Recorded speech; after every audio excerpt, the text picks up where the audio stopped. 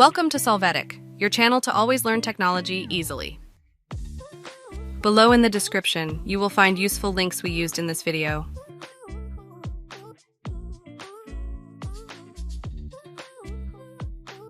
Today in Solvetic, we will see how to share files OneDrive to external users.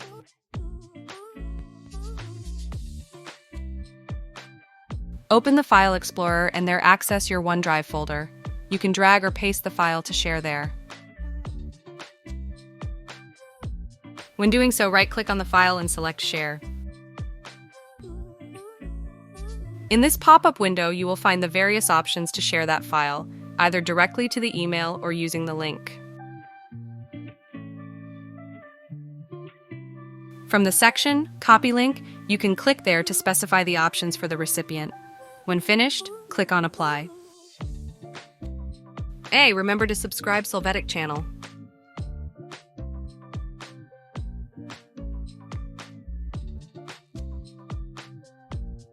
We hope it has been helpful for you.